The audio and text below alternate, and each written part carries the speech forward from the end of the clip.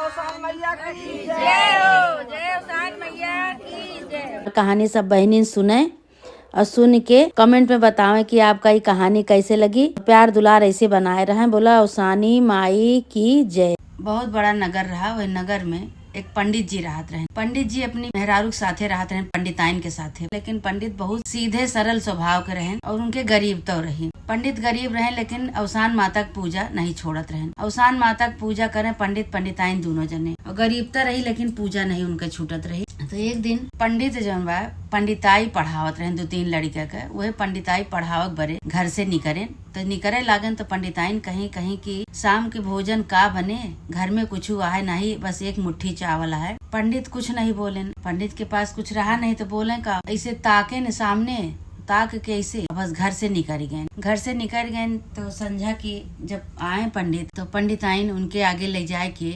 साग भात रखी। पंडित जौन बा खूब बखान बखान के खाता है। कहता अरे ये तो साग बहुत बढ़िया है, ये कहाँ से आवा है, साग बहुत बढ़िया है। तो पंडिताइन कहीं कहीं के सवेरे जब जात रहा तब कहे कि घर में कुछ है नहीं, बस खाली एक मुट्ठी चावल है। अब वही चावल से हम काव करी, कैसे करी। तो हम यही इमली के पेड़ की तरफ तो नजर गए। पंडित जी के जो द्वार रहा, खूब बड़ा द्वार रहा, उन्हें द्वारे पे ठीक इमली के पेड़ रहा। झुग्गी झोपड़ी वैसे बनाए रहे, ज्यादा सही नहीं रहा। वही दुआरे जौन बा नहीं के इमली के पेड़ रहा। इमली के पेड़े से पत्ता तोड़ के पंडिताइन वही के साग बनाए दी। साग बनाए दी काहे कि पंडित जब जाए लागे हैं सवेरे, पंडिताइन कहीं कहीं घर में कुछ हुआ है ना, एक मुट्ठी चावल है बस। तो पंडित का कहन कोई इमली के पेड़ की तरह देखें, इमली के पेड़ कहती देखें तो पंडिताइन के समझ में आवा कि कहीं ऐसा न हुआ कि वह इमली के साग बनावे कहा था। तो पंडिताइन कहा कि वही इमली के पत्ता तोड़ के वही के साग भात बनाए दी। बनाए के पंडित के आगे परोस दी। पंडित भाई खूब बखान बखान खाएं। बहुत सीधा सरल स्वभाव के रहन। पंडित बखान बखान खाएं, खाए पी के अपन बैठे न। दोनों जने आपस में पंडिताइन अपन गरीबी का हाल अपन बतलात रहने।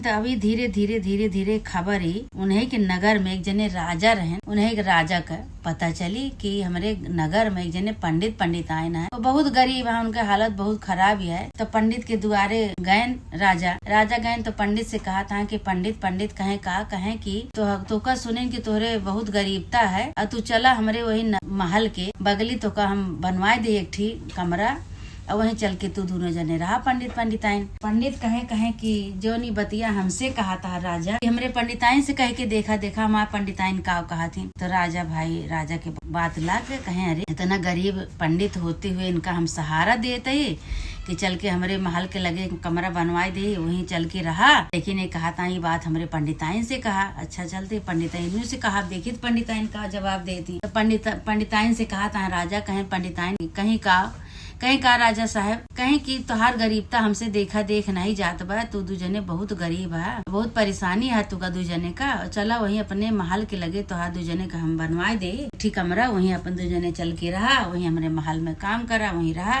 पंडिताइन कहीं नहीं राजा साहब, अबे हमार कपड़ा वपड़ा कुछ नहीं फाटा है, अबे हमार कपड़ा बहुत सही बा। और जौन हमारे घर में जौन गगरी है पानी पिए वाली गगरी नहीं फूटी है, हमारे गगरी हमार सही है। और हमारे द्वारे जौन इमली के पेड़ है, इमली के पेड़ो बहुत हरा भरा है, बहुत घना है, बहुत पत्ता है। अबे हमारे सब कुछ है, हम सब बहुत कम चीज में खुश रहा चाहिए थे। हमका सबका ज्यादा चीज नहीं चाहिए, ज्यादा सामान नहीं चाहिए, हम सब यही में खुश रही। तो राजा साहब कहे अरे इतना गरीब होते हुए भी इनके अंदर लालच नहीं ना। और पंडिताइन के अंदर कौनो तरह के लालच नहीं रहा। दोनों जने वैसे रहने। अवसान माता की पूजा में हमेशा अपन हुए दोनों जने लाग रहत रहे। उन्हीं में अपन श्रद्धा से भक्ति से अवसान माता की पूजा दोनों टाइम करें। और उनके दोनों जने के अंदर लालच नाम की चीज नहीं रही और न उनके सबके केहू के प्रति ईर्षा रहा, दोष रहा, कुछ नहीं रहा। जो मिल जाए वही में अपन वो सब संतुष्ट रहत रहे। इतनी बात जब पंडिताइन के राजा सुने तो राजा अपने मन में कहे तो बहुत अच्छा है। राजा बहुत खुशी बहन कहे ठीक है भाई, जब तो हाँ सबका यही इच्छा बा,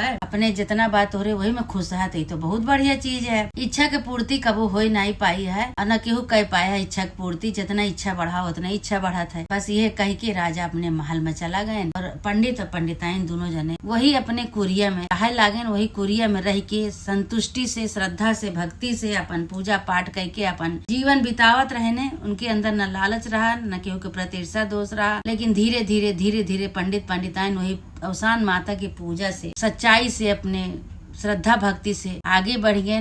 माता रानी ओसान माता उन्हों को दिन लौटाई, धीरे धीरे अपन सही हो गए, उन्हों को समय सही हो गया ओसान माता की कृपा से। यही से कहा थे कि इंसान का लालच नहीं करे चाहिए, लालच न करवे, श्रद्धा से भक्ति से अगर भगवान के शरण में रहवे तो भगवान कबो न कबो मनोकामना जरूर पूरा करत है। ऐसे ओसान माता के कथा में है कि ओसान माता के जे श्रद्धा से भक्ति से तन मन धन से पूजा पाठ करत है, माता रानी ओकर कबो न कबो जरूर सुनथिन।